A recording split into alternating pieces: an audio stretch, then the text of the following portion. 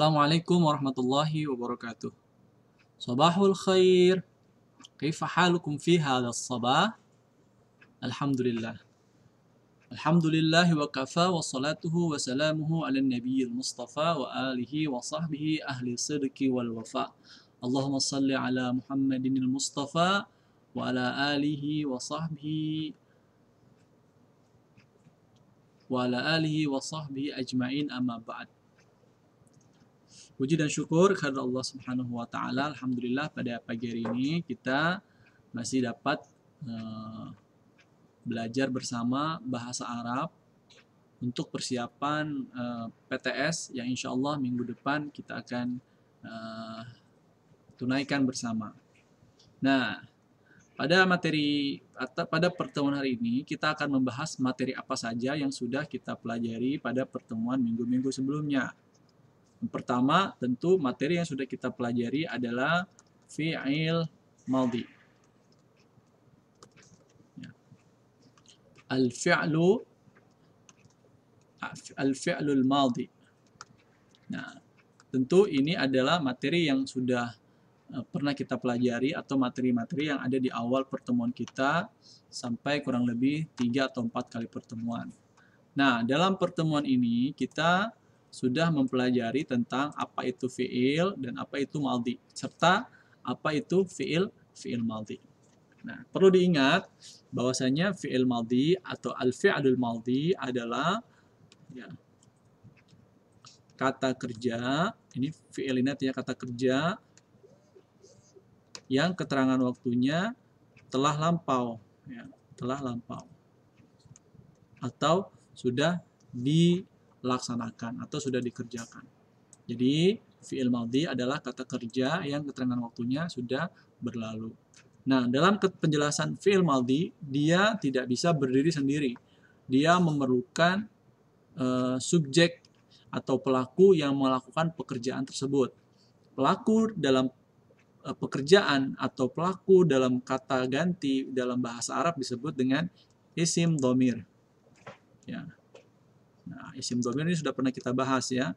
Contohnya mulai dari huwa, hiya, anta, anti,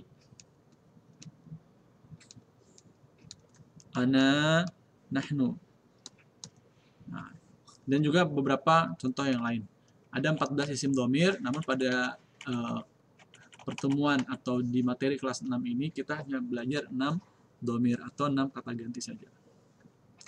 Nah, perlu diingat juga bahwasanya fi'il madhi ciri khasnya ciri khas dari fi'il madhi adalah yang pertama adalah perubahan atau tambahannya ada di akhir ya, terletak di akhir kata. Sekali lagi, perubahannya itu terletak pada akhir kata dalam fi'il madhi tersebut.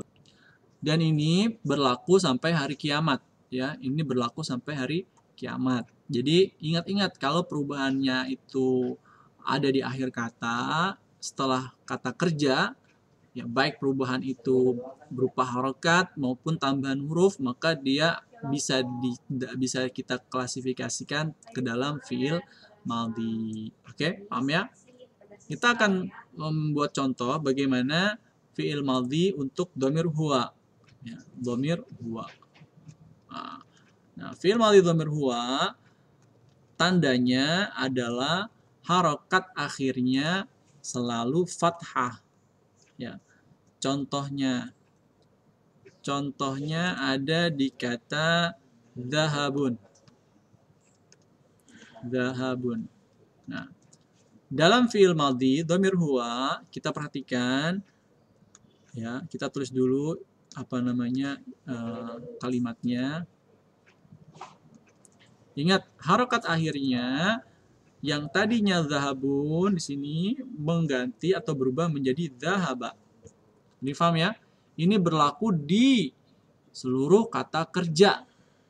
Oke, selalu fi'il atau kata kerja. Jika ingin mengubah ke dhamir huwa, maka kita ubah saja harokat akhirnya dari dhammatain menjadi fathah. Difaham ya? Kita ambil contoh lagi yang lain. Contoh lagi yang lain ya. Ada contoh fatah, fatahun. Membuka. Tadi dhahabun ini artinya pergi, fatahun ini membuka. Kita tulis dulu bahasa Arabnya, ya. Kemudian baru kita kasih harokat. Nah, dari fatahun tadi, ingat cuma mengubah harokat dhammatain menjadi fathah. Oke, jelas ya? Fatahun menjadi fathah. Dan ini pasti keluar, dan Bapak harap kalian tidak lagi salah dalam menjawab pertanyaan seperti itu. Taib.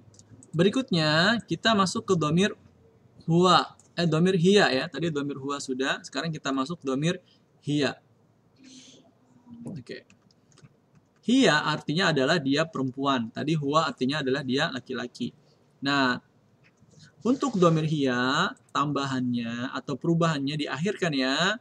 Dia cukup menambahkan huruf ta. Ta yang berharokat sukun. Ya. Contohnya kita akan buat dalam kata zahabat tadi ya. Zahabat.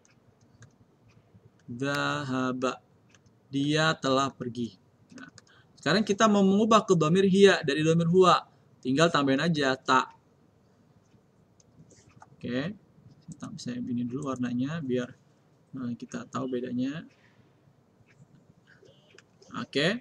Nah, taknya itu sukun. Taknya sukun. Zahaba. Ini tetap zahaba, tapi ada tak yang berharokat sukun, sehingga dia menjadi zahabat. Lihat perubahannya di akhir.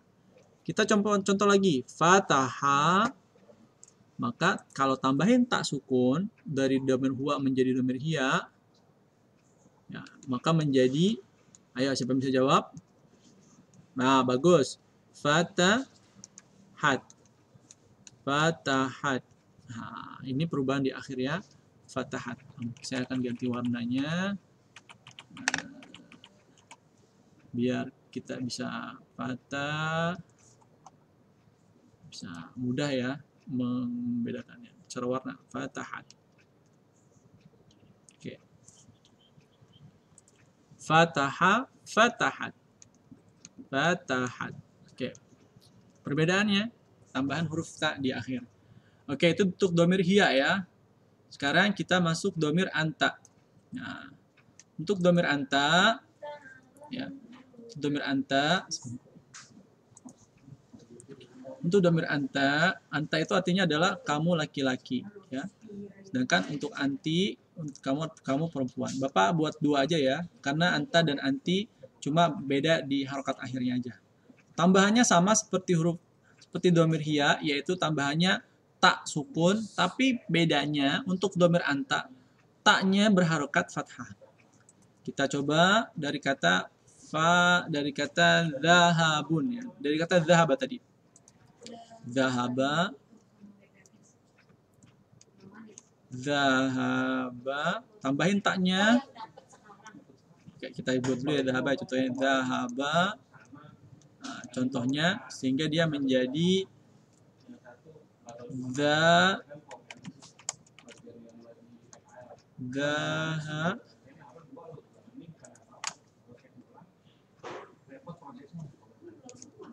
Oke, perhatikan di sini zahabta.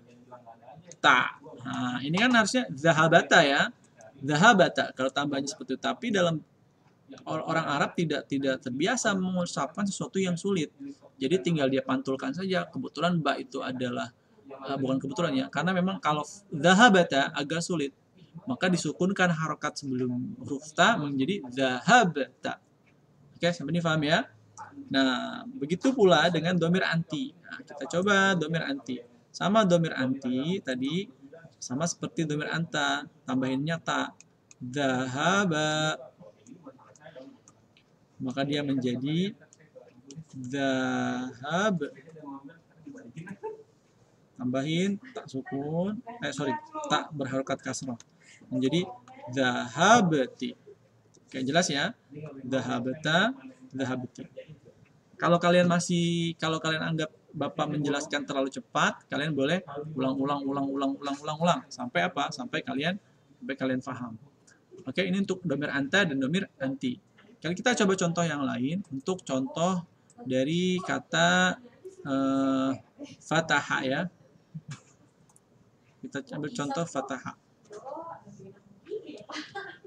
Sorry. Kita ambil contoh anta tadi anti ya. Nah, kita ambil contoh untuk domir, untuk contoh yang lain, fataha. Fataha. Fataha, juga fataha. Fataha itu membuka ya, nak. Oke. Fataha. Nah, kita akan buat contoh untuk domir anta. Gampang tadi contohnya ya. Jadi, fatah, ta. Fatah, ta. Untuk domir anti, fatah, ti. Kalau kamu udah bisa bikin domir anta, ya tinggal dibuat ke domir anti aja. Ya, tinggal rubah harokatnya. Yang fathah untuk domir anta, sedangkan untuk domir anti, dia kasrah. Fatahta, fatahti. Ini paham ya? Oke, kita coba buat kalimat sederhana. Oh, nanti kita buat contoh kalimat sederhana ya. Kita masuk ke domir anta, domir ana, dan domir nahnu. Sekali lagi Bapak sampaikan, kalau kalian merasa penjelasan ini terlalu cepat, kalian boleh mengulang-ulang dari awal lagi. Oke. Berikutnya, untuk domir ana. Nah, untuk domir ana. Nah, untuk domir ana, hampir sama seperti domir anta, yaitu tambahannya sama seperti domir hiya, anta, anti, tambahannya itu huruf ta. Namun bedanya, kalau hiya itu taknya sukun, kalau anta taknya fathah, kalau anti taknya kasrah, kalau ana taknya berharokat dhammah. Kita coba buat contoh kalimat ya. Dari kata dhahaba, dhahaba. Dhahaba kita coba buat menjadi domir ana, maka dia menjadi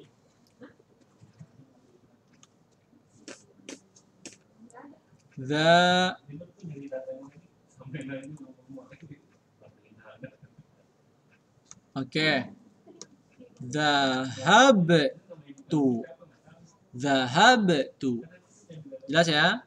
Ingat tambahannya tak berharokat dhammah. Sekarang kita coba contoh lain. Fataha. Fataha. Fataha. Kita rubah menjadi domir ana. Fatah. Fatah apa? Ya, betul. Fatah tu. Fatah tu. Oke ya. Ingat keywordnya atau kata kuncinya perubahan di akhir untuk domir ana adalah tambahan huruf ta yang berharokat dhammah. Oke, berikutnya kita coba untuk domir nahnu ya. Nah, untuk domir nahnu ini sangat mudah ya. Dan sebetulnya nggak cuma domir nahnu aja yang mudah, semuanya gampang. Tentu caranya atau syaratnya kita hafal rumusnya ya. Nah, yang pertama kita coba masuk ke domir nahnu ya sekarang ya. Nahnu. Untuk domir nahnu ada tambahan nun. Nunnya panjang ya. Nun mad. Yang nun ini tentu berharokat fathah. Kenapa? Karena tidak mungkin nun seperti ini dibaca ni. Apalagi nun seperti ini dibaca nu. Kenapa? Karena ini ada tanda mat. Tanda matnya alif. Alif mempengaruhi harokat sebelumnya menjadi fathah. Fathahnya panjang, 2 harokat. Nah, dari kita akan membuat contoh kalimat. Contoh kalimatnya adalah zahabun. Zahaba. Kita akan buat contohnya zahaba ya. Zahaba menjadi zahab. Tambahin nun panjang. Zahab. Nah, oke ya. Zahabna. Jelas ya?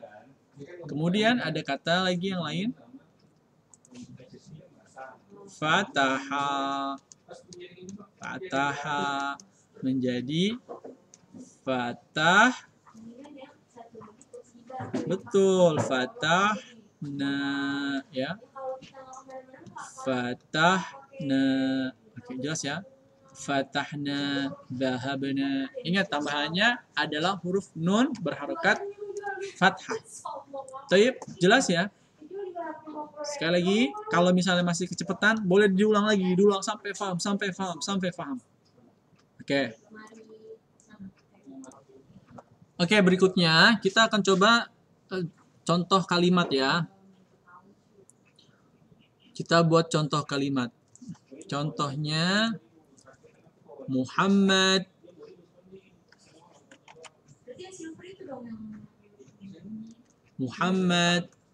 dhahaba ilal masjid. Muhammad dhahaba ilal masjidi. Nah, perhatikan. Kira-kira ini huruf apa namanya? Dhamir apa ya?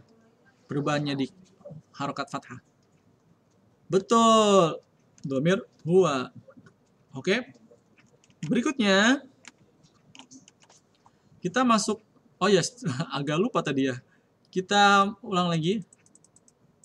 Ini artinya apa kira-kira? Muhammad dhahaba ilal masjidi. Muhammad pergi ke masjid. Ya, artinya adalah Muhammad pergi ke masjid.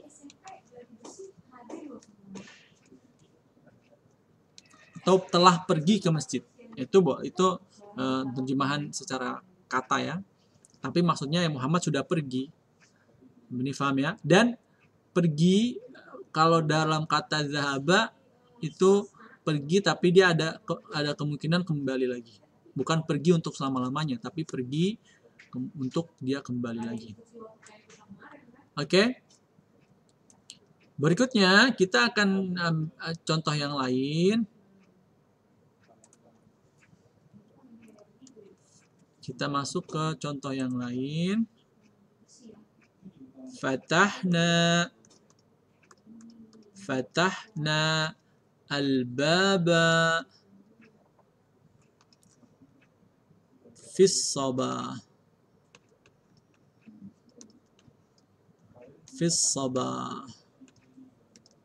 Fatahna al-bab fis sabah. Kami telah membuka al-bab, membuka pintu fis sabah. Ingat ada dhamir huruf na panjang. Ini kira-kira dhamir apa nih?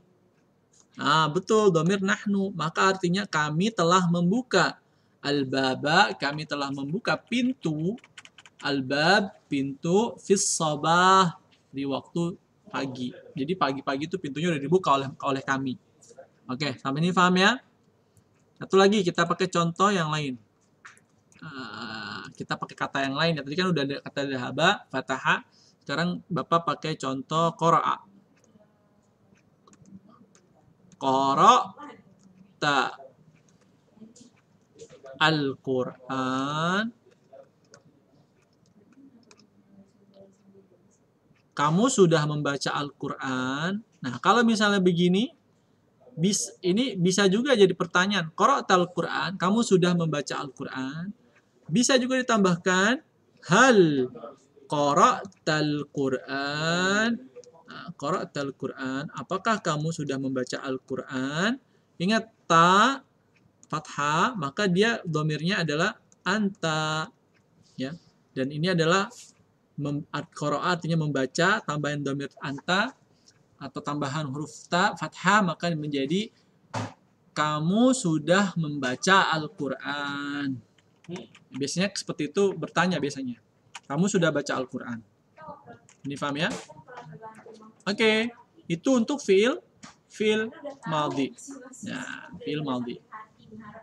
Jadi intinya fi'il madhi ini letak perubahannya ada di akhir kata atau tambahan huruf di akhir kalimat fi'il madhi tersebut. Oke, sampai sini paham? Yaitu untuk fi'il madhi ya. Berikutnya, oke, Bapak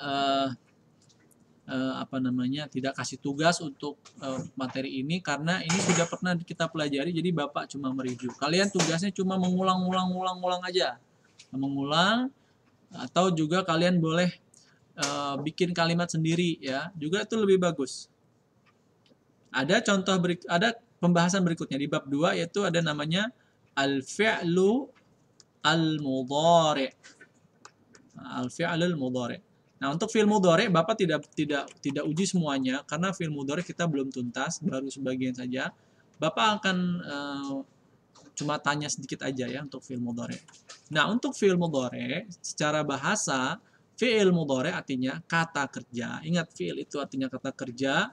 Al-mudhari' itu yang keterangan waktunya sudah atau bukan sudah ya, keterangan waktunya saat ini atau sedang dilakukan dan yang akan datang atau yang baru akan dilakukan saat ini dan masa datang. Benar paham ya? Jadi ada dua keterangan waktu untuk fi'il mudhari' yaitu saat ini dan yang akan datang. Nah, jika kita ingin menerjemahkan fi'il mudhari' dalam konteks saat ini dan yang akan datang atau maka biasanya ada penjelas atau ada keterangan. Tapi biasanya dalam bahasa Arab kalau misalnya dia itu menggunakan konteks fi'il mudhari', maka biasanya secara makna artinya itu tidak hanya di saat itu saja tetapi seterusnya. Difaham ya? Berikut contohnya kata zahaba. Zahaba itu kan artinya pergi ya. Pergi. Nah, kita masukkan ke dhamir huwa. Oh, sorry, kita belum ke situ. Fi'il mudhari', kalau tadi fi'il madhi ciri khasnya itu perubahannya di akhir kata, sedangkan fi'il madhi ya, sedangkan fi'il mudhari' ciri khasnya itu dia terdapat perubahan. Bisa di awal kata, bisa di tengah kata, bisa di akhir kata, atau perubahannya bisa terjadi semuanya. Dia juga di awal, dia juga di tengah, dia juga di akhir. Tapi kalau kita sudah hafal kata kerja fi'il madhi, maka fi'il mudhari' tinggal terusin. Repot kalau misal kita nggak tahu fi'il madhi, maka ketika masuk fi'il mudhari' kita jadi bingung dua kali. Makanya Bapak tekankan untuk fi'il mudhari', untuk fi'il madhi, kalian bisa lebih menguasainya. Baik, jadi Bapak sampaikan kembali, kalau kita fi'il madhinya sudah menguasai, insya Allah masuk ke dalam fi'il mudhari' gampang. Ya. Oke. Untuk fi'il mudhari' kita baru di dhamir huwa hiya. Ya, huwa hiya. Dua dhamir yang akan Bapak ujikan. Untuk dhamir huwa, ya, tambahannya adalah berada di awal, yaitu tambahkan huruf ya berharokat fathah, ya. Sedangkan harokat akhirnya berharokat dhammah atau kata di akhirnya memiliki harokat dhammah. Contohnya ada kata dhahaba. Ketika kita masukkan fi'il mudhari', tambahkan ya-nya di awal. Masukkan kata dasarnya atau fi'ilnya. Yad ha, bukan yadhaba ya, tapi yadhabu. Betul, zahaba yadhabu, zahaba yadhabu. Oke, jelas ya? Fataha yaftahu, fataha yaftahu, fataha yaftahu, fataha yaftahu, dhahaba yadhabu, qara'a yaqra'u, dan seterusnya. Kecuali untuk beberapa wazan ya, kayak nasara tidak bisa nasara yansaru, nasara yansuru. Doroba tidak bisa doroba yadrobu, tapi doroba yadribu. Nah, itu biasanya dalam bahasa Arab atau dalam ilmu sharaf ada namanya wazan. Wazannya apa? Apakah fa'ala yaf'ulu atau fa'ala yaf'ilu atau fa'ala yaf'ulu. Nah, ini paham ya? Oke. Itu saja Bapak rasa untuk fi'il mudhari', cukup di dhamir huwa saja ya yang akan diujikan, karena dhamir hiya kita belum terlalu mendalam karena ada kesamaan, ada kemiripan antara dhamir hiya dengan dhamir anta. Taib. Untuk fiil mudhari, ingat kata kuncinya, perubahannya di awal, di akhir, juga bisa di tengah. Yang akan lebih banyak diuji adalah untuk kalimat fiil madhi. Subhanakallahumma bihamdika asyhadu an la ilaha illa anta astaghfiruka wa atubu ilaik. Wassalamualaikum warahmatullahi wabarakatuh.